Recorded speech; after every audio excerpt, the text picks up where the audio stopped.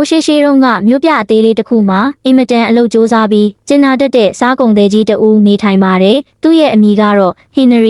ီလို့ခေါ်တာပေါ့။သူ့မှာအလုပ်လုပ်ရမှာကိုလုံးဝမကြိုက်ပဲအင်မတန်ပြင်းကြီးလှတဲ့မြင်းကလေးတစ်ကောင်ရှိပါတယ်။တာယာလှတဲ့မနက်ခင်းတစ်ခုမှာတော့ဟင်နရီဟာဈေးကိုသွားပြီးစားတွေရောင်းဖို့အတွက်ပြင်ဆင်နေခဲ့တယ်။ဒါကြောင့်သူဟာမြင်းရဲ့ကြောပေါ်မှာစားအိတ်ရှစ်အိတ်တင်လိုက်တာပေါ့။အဲ့ဒီအခါမြင်းကလေးဟာအောက်ကိုချက်ချင်းလျှော့ကျသွားပြီးစိတ်ထဲကနေအလိုဖျားသခင်ဒါပါကြီးလဲသူငါ့ကိုဒီလောက်အလေးကြီးရှိတဲ့အိတ်တွေနဲ့တက်ဖို့ကြံစီနေတာလားမသိဘူးငါကဒီလိုကြီးမားလာတဲ့ကြောက်တုံးကြီးတွေလိုအိတ်တွေကိုတည်ဖို့လူပြတ်မှမဟုတ်တာလို့ညှိတွားနေခဲ့တယ်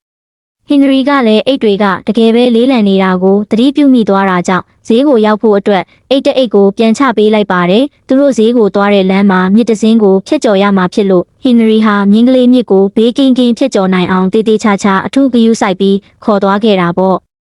့အဲ့ဒီနေ့မှာတော့စားအိတ်အားလုံးဟာမထင်မှတ်ထားတဲ့ဈေးကောင်းနဲ့ရောင်းချလိုက်ရတာကြောင့်ဟင်နရီကဟေးတိတ်ကောင်းတာပဲတို့တွေနေတိုင်းဒီလိုမျိုးငွေအများကြီးရမယ်ဆိုရင်တော့မကြခင်မှာပဲဒီမျိုးတစ်ခွင်မှာအချမ်းသာဆုံးနဲ့အကျော်ကြားဆုံးကုန်သည်ကြီးတွေဖြစ်လာတော့မှာပဲဆိုပြီးဟန်မှာလဲမြင်းကလေးဟာဝင်တော့ဝင်ပိုးတွေကနေတက်တာရသွားပြီးအိမ်တို့ပျော်ပျော်ရွှင်ရွှင်ပြန်လာခဲ့ကြပါတယ်နောက်တစ်နေ့မှာတော့ဟင်နရီဟာမြင်းရဲ့ကြောပေါ်မှာစားအိတ်တွေကိုထပ်ပြီးတင်လိုက်ပြန်တယ်ဟင်နရီကငါရဲ့ချစ်စရာကောင်းပြီးတမာတဲ့မြင်းကလေးကြီးအခုလမ်းဆလျှောက်ပြီးမြစ်ကိုဖျက်ကျော်နေတော့နော်ငါတို့တွေအတွက်စားစရာအချို့သွားပြင်ဆင်ပြီးရင်ချက်ချင်းလိုက်လာခဲ့မယ်လို့ပြောပြီးအိမ်ထဲကိုဝင်ကစားစရာတွေကိုထုတ်ပိုးပြင်ဆင်နေခဲ့တာပေါ့အဲ့ဒီအချိန်မှာမြင်းကလေးကတော့စိတ်မပါလက်မပါနဲ့လမ်းစတင်လျှောက်လာရင်အလို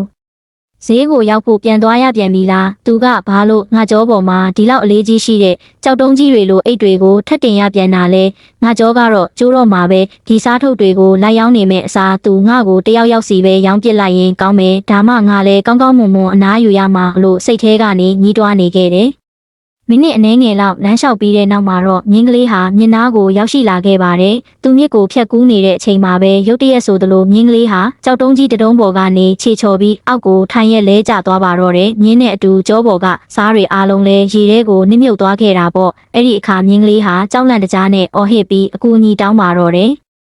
တယောက်ယောက်ကူညီကြပါအောင်ဗျာကျွန်တော်ကိုတနည်းနည်းနဲ့ကဲကြပါအောင်လို့အော်ဟစ်ရင်းမြစ်ကိုအတင်းဖြတ်ကူးဖို့စူးစမ်းရှာတယ်မြင်းကလေးရေထဲကနေကုန်းပေါ်ကိုပြန်တက်လာတဲ့အခါမှာတော့သူဟာအရန်ကိုကြောက်လန့်ပြီးတုန်လှုပ်နေခဲ့တယ်ဒါပေမဲ့ချက်ချင်းဆိုသလိုပဲသူဟာထူးဆန်းတဲ့အရာတစ်ခုကိုခံစားလိုက်ရပါတယ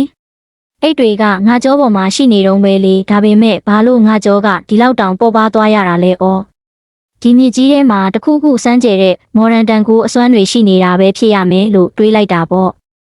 ့ဟင်နရီနဲ့မြင်းကလေးဈေးကိုရောက်လို့စားတွေကိုရောင်းဖို့လုပ်တဲ့အခါစားတွေရဲ့အလေးချိန်ဟာသူပထမဆုံးတင်ပေးလိုက်တဲ့အလေးချိန်ရဲ့တဝက်လောက်ပဲရှိပါတော့တယ်။အစပိုင်းမှာတော့ဟင်နရီကငါလေးချိန်ချိန်တာမှားသွားတာထင်ပါတယ်လို့ပဲတွေးခဲ့တာပေါ့။ဒါပေမဲ့ဒီလိုဖြစ်ရမျိုးကတပတ်လုံးလုံးဆက်တိုက်ဖြစ်ပွားနေခဲ့ပါတယ်။ဒီလိုနဲ့ဟင်နရီဟာမြင်းကလေးရဲ့အကြံအစီစိတ်သဘောထားကိုစတင်ပြီးတန်တရားဝင်လာပါတော့တယ်။တနေ့မှာတော့မြင်းရဲ့ကြောပေါ်ကိုစားအိတ်တွေတင်ပေးပြီးတဲ့နောက်ဟင်နရီဟာမြင်းကလေးရဲ့နောက်ကနေတိတ်တဆိတ်စောင့်ကြည့်ပြီးလိုက်လာခဲ့တယ်။မြင်းကလေးဟာမြစ်ရဲ့အလဲကောင်ကိုရောက်တဲ့အခါမြင်းမင်းဝမ်းထဲမှာတင်ထိုင်ချပစ်လိုက်ပြီးစားရရဲ့တဝက်ကိုရေထဲမှာအရေပျော်သွားအောင်တမင်လှုပ်လိုက်ပါတော့တယ်။အခုဆိုရင်မြင်းကလေးဟာဝင်ထုတ်ဝင်ဖို့လဲတဝက်သက်သာအလုပ်လဲတဝက်ပဲလုပ်ရတော့တာကြောင့်စိတ်ထဲမှာအယမ်းကိုပျော်ရွှင်နေတာပေါ့။ဒါကိုနောက်ကနေမြင်လိုက်ရတဲ့ဟင်နရီကနေပါဦးဒီမြင်းကရေထဲမှာတမင်တက်တက်ထိုင်ချလိုက်တာလားဟုတ်ပြီ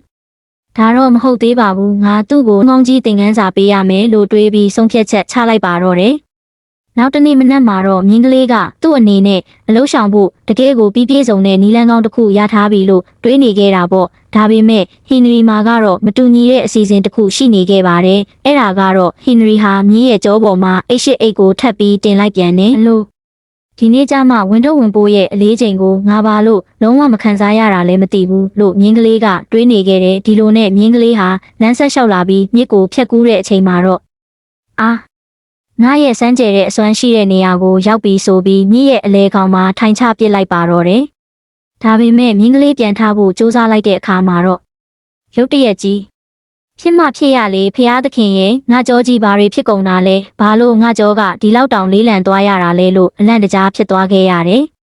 ဒါကိုကြည့်နေတဲ့ဟင်နရီကတော့အော်ရဲပါတော့တယ်သူဟာမြင်းကလေးကိုသင်ခန်းစာပေးဖို့အတွက်အိတ်တွေထဲမှာစားတွေအစားကွမ်း curtain တွေကိုတင်ပေးပြီးဘလို့လှည့်စားခဲ့လဲဆိုတာကိုတွေးနေခဲ့တာပေါ့ရေဆိုသွားတဲ့ကွမ်းအိတ်တွေဟာအစမတန်ပိုပြီးလေးလံလာတာကြောင့်မြင်းကလေးကိုသူ့ရဲ့အမားအတွက်နှောင့်တရသွားစေခဲ့ပါတယ်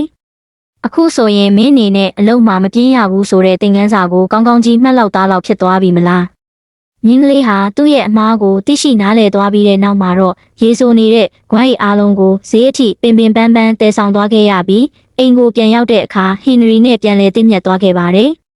အဲ့ဒီနေ့ကစပြီးမြင်းကလေးဟာသူ့ရဲ့သခင်ကိုလှည့်စားဖို့အတွက်ဒီလိုမကောင်းတဲ့အကွက်ဆိုးတွေကိုဘယ်တော့မှထပ်မသုံးတော့ပါဘူးနောက်ဆုံးမှာတော့သူတို့နှစ်ယောက်လုံးပုံမစူးစမ်းပြီးပျော်ပျော်ရွှင်ရွှင်နဲ့အတူတူနေထိုင်သွားကြပါတော့တယ်